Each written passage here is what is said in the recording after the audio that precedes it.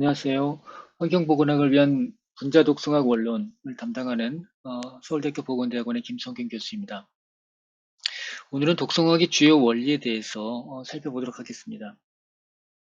그 내용은 카세레 톡시콜로지 9판 제2장에 기초를 두고 있습니다. 시간과 분량상 모든 내용을 다루지는 못합니다. 다만 혼자 공부하는 학생들을 위한 학습 가이드로서 중요한 개념을 설명드리고 그리고 꼭 찾아봐야 되는 내용은 제가 알려드리고자 하겠습니다. 본 챕터를 아주 요약을 해봤습니다. 4줄 요약 이렇게 했는데요. 독성 반응은 다양하게 나타나며 관련 변이의 요인을 잘 파악해야 된다. 굉장히 다양한 독성 반응이 있는데 이따 한번 살펴보도록 하겠습니다. 그리고 이 같은 양상 노출에 의해서 독성 반응이 나타난다고 할지라도 어떻게 노출되느냐에 따라서 결과가 굉장히 다양해질 수가 있는데 또 개체의 상태에 따라 달라질 수도 있겠죠. 그러한 변이에 관련된 요인들을 좀 살펴보도록 하겠습니다. 아까 말씀드렸지만 같은 물질도 어떤 방식으로 노출되느냐에 따라서 달라진다 설명드렸었죠. 그리고 노출과 독성은 양반응으로 원인과 결과로 얘기하는 데 있어서 독성의 노출의 양과 그 독성 반응의 그 결과를 식으로 표현할 수가 있는데 여기에 대한 개념에 대해서도 살펴보도록 하겠습니다. 우리 이것을 양반응 관계 또는 dose response relationship 이렇게 표현합니다. 독성 반응을 이해하는 여러 가지 그 방법론이 있습니다. 평가 테스트의 그 프레임도 우리가 살펴볼 필요가 있습니다. 주요한 학습 내용을 크게 네 그룹으로 한번 나눠봤습니다. 먼저 다양한 독성 반응을 보고 노출에 대한 특성도 볼 것입니다. 먼저 몇 가지 간단한 개념들에 대해서 우리가 확인하고 가겠습니다. 일반적으로 포이즌이라고 한다면은 어떤 생체의 바이올로지컬 시스템에 안 좋은 어떤 반응을 만들어내는 것이라고 할 수 있겠습니다. 독이라고 표현할 수 있는데 화학 물질일 수도 있고 생물학적 요인일 수도 있겠죠. 턱신이라고 하는 것들은 그 가운데서 또 포이즌 중에서도 자연 유래의 물질들, 보통 턱신이라고 부릅니다. 버섯독일 수도 있고 또는 보고독, 보고독은 테트로도톡신이라는 성분이죠. 반면에 xenobiootics라고 하는 것은 외부에서 생체 내가 아니라 외적인 환경에서 들어온 일체 물질들을 우리가 xenobiotics라고 합니다. 모든 물질은 독이라고 제가 지난번에 말씀을 드린 적이 있습니다. 이 아래 파라셀수스의 영어로 옮긴다면 dose makes the poison. 그 용량이 독인 것과 독이 아닌 것을 결정한다라고 말을 했었는데요. 디노바이오틱스도 몸에 더 해로운 것들이 있습니다. 그런 것들은 작은 양이 몸에 들어오면 바로 턱식 리스폰스가 나타날 수 있겠죠.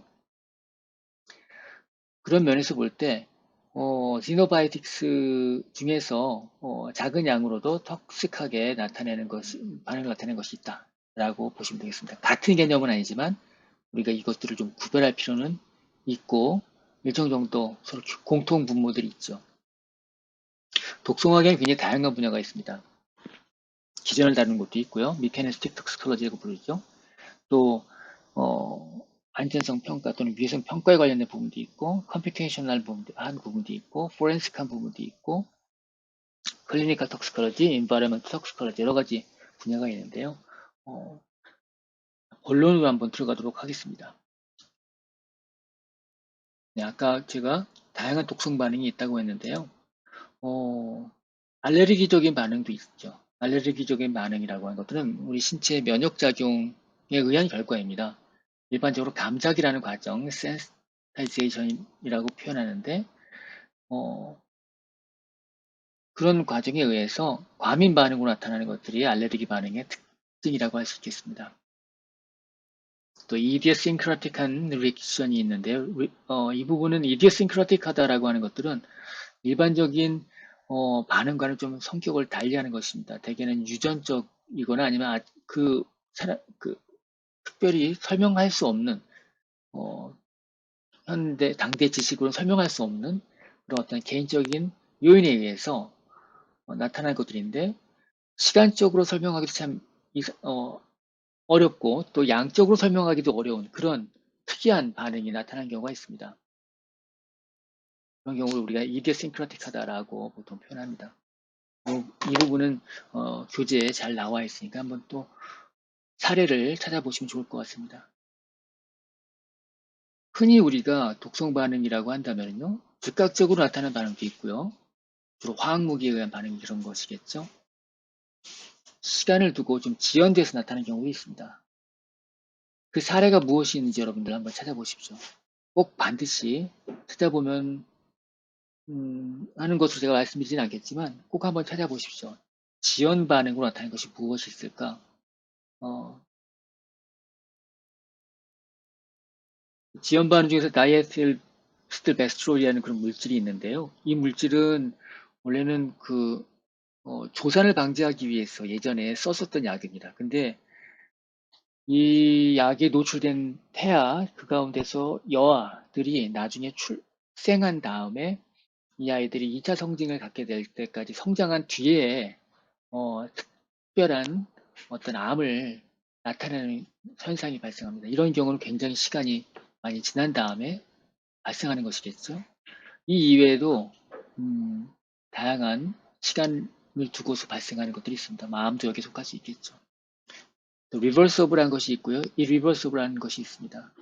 회복 가능한 것 또는 비가역적인 것들 이렇게 얘기할 수 있겠죠. 로컬한 반응도 있고 시스테마틱한 반응도 있습니다. 로컬이라고 하는 것들은 독성 물질이 유해 물질이 접촉한 부위에 주로 영향을 주는 경우 있겠고요. 시스테매틱하다라고 하는 것들은 일반적으로 우리 몸에 들어와서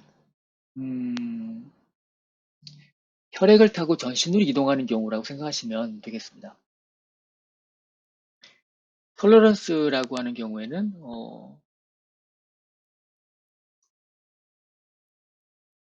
어느 정도 내성이 생긴 경우라고 말할 수 있겠죠. 그런 경우에는 이제 더 많은 용량을 주어야만이 같은 반응을 나타낼 수가 있습니다. 왜 그런 반응이 나타나는지에 대해서는 원전을 한번 찾아보시기 바랍니다. 저는 그 여러 가지 이러한 다양한 독성 반응들 가운데에서 여러분들에게 그 물질 상호 간의 반응, 상호작용에 의한 결과는 조금 자세하게 살펴볼 필요가 있다라고 좀 강조해서 말씀드리고 싶습니다. 흔히 우리가 얘기하는 인터액션 상호작용에는 애디티브한 효과도 있고요. 그 다음에 시너지스틱한 효과도 있고, 그 다음에 포텐시에이션이라고 얘기되는 그런 작용도 있습니다. 하나가 노출되었을 때 일반적으로 그런 독성 반응이 없습니다. 그런데 다른 물질과 함께 노출되었을 때 그 반응이 굉장히 증폭돼서 나타나는 그런 현상이죠. 그 다음에 이제 또 중요한 부분이 엔테고니즘에 해당되는 것입니다. 이 엔테고니즘이라고 하는 것들은 우리말로는 기량작용 이렇게 얘기를 합니다.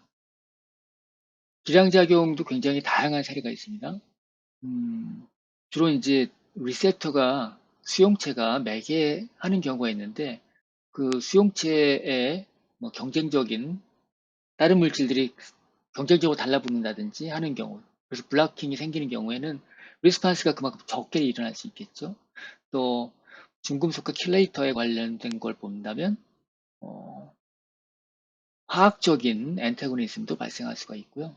그 다음에 디스포지션에 의한 부분이 있습니다. 이 디스포지션이라고 하는 표현은 일반적으로 물질의 턱스커 키네틱스, 턱스커 키네틱스라고 말한다면 뭐 TK, PK 이렇게 말하는데 흡수, 분배, 대사, 배설 이런 아드미에 해당되는 것으로 인해서 나타나는 것입니다. 그래서 흡수가 덜 된다든지 또는 배설이 된다든지 하는 부분인데 디스포지션은 이제 그 원물질이 그만큼 몸에서 소멸되어 나가는 과정에 대한 것입니다. 일반적으로 먹어서 온몸으로 퍼진 경우보다 혈관으로 직접 들어오거나 주사죠. 또는 호흡에 의해서 들어온 것들이 훨씬 더 많은 양이 전신을 순환하게 됩니다. 그런 경우에 대해서 뒤에서 한번 살펴보도록 하겠습니다. 또 펑셔널하는 경우도 있는데 이런 경우에는 이제 해독제 같은 것도 생각하시면 되겠습니다. 각각에 대한 구분을 좀 하실 수 있어야 되고요. 이 각각의 사례들을 여러분들이 좀 찾아보시는 것이 좋겠다라고 생각이 들어서 이 부분은 제가 한번 Let's Talk이라는 표시를 붙였는데 꼭 한번 각각의 사례가 무엇이 있는지 여러분들 살펴보시고요. 해당되는 그 섹션에 가면은 카스레 턱스컬러지에 굉장히 자세하게 사례들을 보여주고 있습니다. 그 이외의 사례도 좋으니까 꼭 한번 미리 확인하시고 수업에 오셨으면 좋겠습니다. 네, 다음으로 노출에 대한 얘기를 해보겠습니다. 독성 반응에 관련된 부분을 얘기할 때 노출을 빼놓고 얘기할 수는 없습니다. 이 독성 반응이 나타나려면 일단 그 물질이 액티브한 폼이어야 됩니다. 액티브하지 않은 폼도 있을 수 있죠. 일단 어떤 프로틴에 바인딩 돼서 몸에 들어온 다음에 프로틴에 바인딩 되어서 얘네들이 혈관, 그러니까 타겟 오간에 가서 효과를 발휘하지 못하는 상황일 경우에는 그런 경우에 몸에 들어와서도 액티브 폼이 아닐 수 있죠. 예를 들자면 그렇습니다. 아무튼 독성이 나타나려면 그 독성 반응의 적절한 형태로서 표적 기간에 도달해야 되고 그것도 적당한 시간 내에 충분한 농도에 도달해야만이 독성 반응을 일으키기 위한 조건이 됩니다. 그런데 그게 어느 경로로 들어오느냐에 따라서 몸에 어느 경로로 들어오느냐에 따라서 그 양을 달라질 수 있습니다. 이 GI라고 표현한 것은 gastrointestin의 약자인데요. 먹는 경우를 나타낼 때 우리가 GI라고 약자로 표현합니다. 우리말로는 경구라고 하죠. 이거는 inhalation, 즉 흡입되었을 때 호흡을 통해서 우리가 노출되는 경우가 있죠. 또 경피, 스킨을 통해서 노출될 수가 있습니다. 특히 이것을 토피칼 또는 percutaneous 이렇게 얘기하고 뭐 노멀이라고 일반적으로 얘기도 하는데 토피칼이라고 하는 것들은 이렇게 피부 연고를 바르시는 또는 크림을 바르시는 걸 생각하시면 되겠고요. percutaneous라고 말한다면 이 피하 지방층에다가 우리가 뭐 치아 주사를 한다든지 이런 걸 생각하시면 되겠습니다. IV는 인트라비너스의 약제인데요. 정맥 주사 같은 것도 생각하시면 되겠습니다. 오럴, 예, 여기 아까 말씀드렸던 GI에 해당되는 것인데, 이거는 이제 어떤 기관으로 들어오는 걸 표현하기 위한 것이고요. 오럴이라고 한다면 일반적으로 경구 섭취한다 이렇게 생각하시면 되겠습니다. 피부가 너무 화려한다면 입을 통해서 노출된 것들은 오럴이라고 얘기할 수 있겠죠. 제가 여기 표현을 쓴 이유는 뭐냐면, IV는 혈액으로 들어오는 양이 온전히 들어올 수가 있는데, 그걸 100%라고 한다면, 오럴로 들어오는 경우에는 혈관으로 도달할 때까지 그 양이 온전히 가지 못하는 경우가 발생할 수가 있습니다. 예를 들자면 이 그림에선 입에서부터 위에서 장으로 이어지는 것들은 위에 생략을 했는데 장에서 흡수가 일어날 때 간 문맥을 통해서 리버로 가죠. 그리고 리버는 결국에는 심장으로 이어져서 온몸을 돌아다니는 혈액에 도달하게 됩니다. 이게 우리가 경구 노출되었을 때 물질들이 몸에 흡수되는 과정을 나타낸 것인데 이 온전히 100% 장에서 또는 위에서 흡수되는 경우 소실이 없어야겠죠. 소실이 꽤 많이 발생할 수 있습니다. 100% 흡수가 된다라고 하더라도 이것이 단으로 들어가서 간에 있는 여러 가지 대사 효소들이 있습니다. 메타볼릭 엔자임이라 부르는데 그 효소들을 만나서 좀 대사된다든지 해서 그 원물질의 형태가 소멸되는 경우가 있죠. 그런 다음에 남은 것들이 온몸을 돌아다니게 되는데 이 과정에서 이렇게 디스포지션 되는 메타볼리즘에 의해서 그것들이 소멸되는 경우, 원물질이 소멸되는 상황이 발생했을 때 우리는 이것을 first pass effect라고 합니다. 일반적으로 first pass effect라고 한다면 경구 노출에 의해서 이 주로는 간에서 일어나는 그래서 결국에는 시스테매틱한 서큘레이션으로 가는 데 있어서 그 양이 줄어드는 현상을 의미한다라고 보시면 되겠습니다. 포인트는 어느 경로로 노출되느냐에 따라서 같은 양을 실제로 복용한다 또는 노출된다라고 하더라도 혈액으로 도달하는 양은 달라질 수가 있다는 것이죠. 제가 이 부분을 쓴 것은 LD50에 대한 얘기인데요. LD50는 리스탈 도스 50%죠. 그러니까 어떤 파퓰레이션이 있을 때 그 파퓰레이션에 여러 개체들이 존재할 텐데 그 중에 절반 정도를 죽일 수 있는 양을 말하는 것이죠. 일반적으로 리스탈 도스라고 할 때는 오럴 익스포저에 관련된 부분입니다.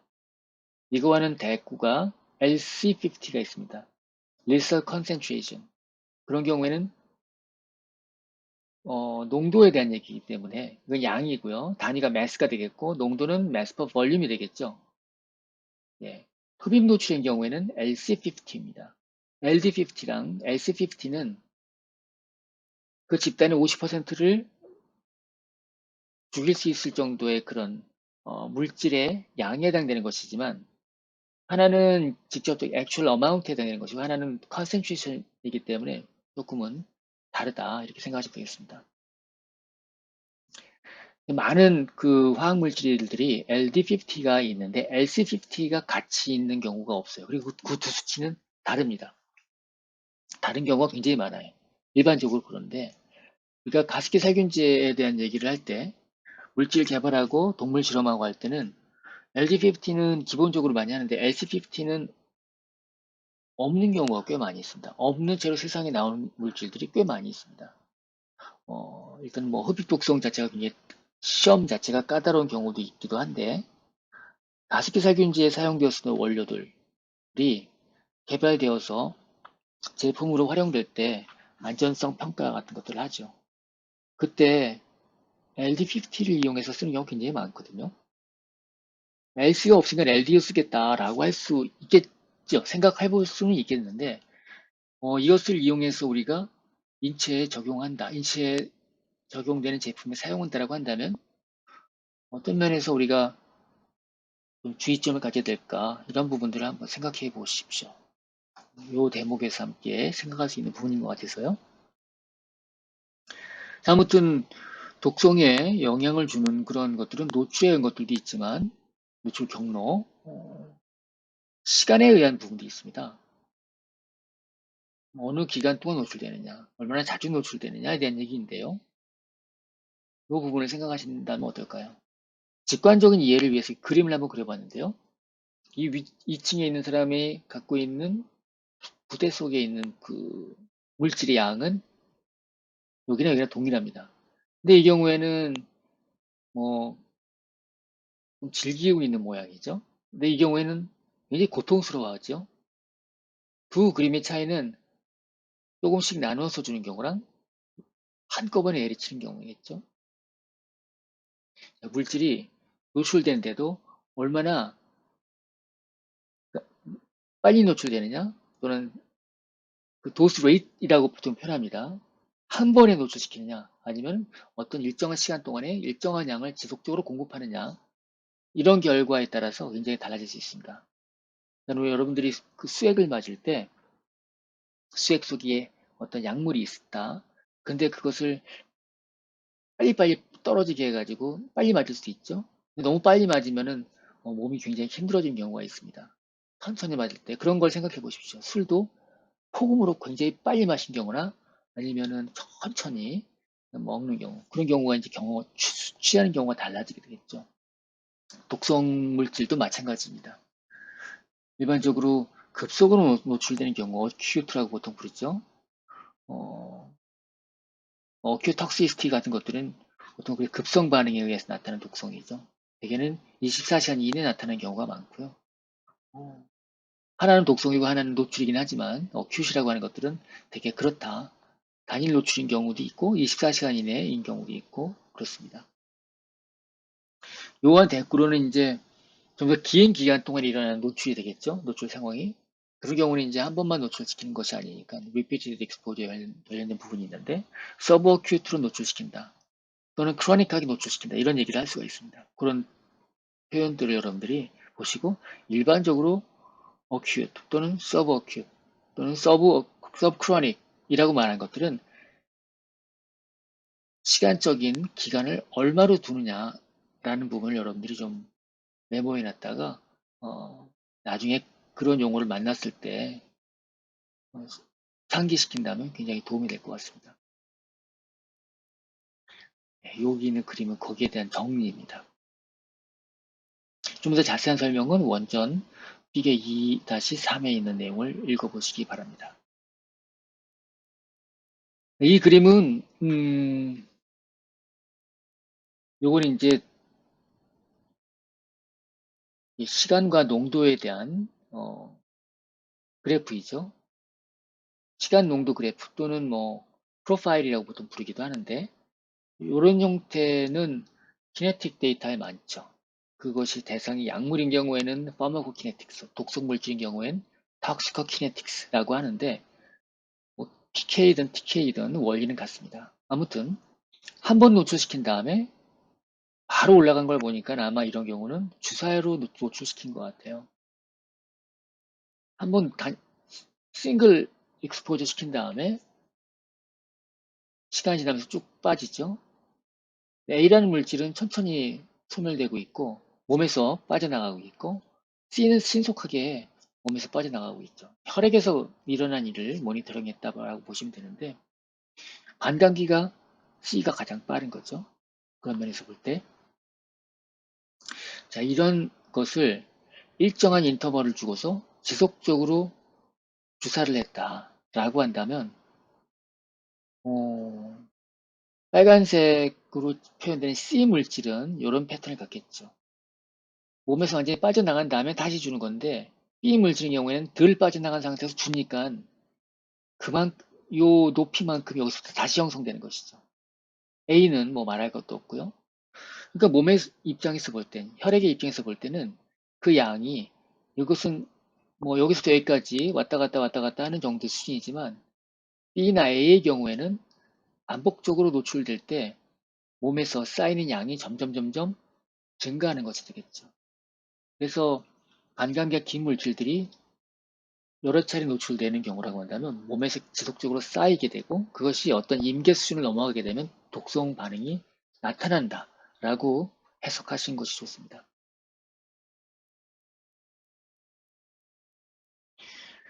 좀 더 자세한 내용은 원전을 찾아보시기 바라고요. 네, 양반응 관계에 대한 얘기를 해야 될 것 같은데 영상이 좀 길어지기 때문에 일단 여기서 잠깐 끊고 잠깐 쉬었다가 하겠습니다. 제가 다른 영상물을 또 올릴 테니까 거기서 이어서 하도록 하겠습니다.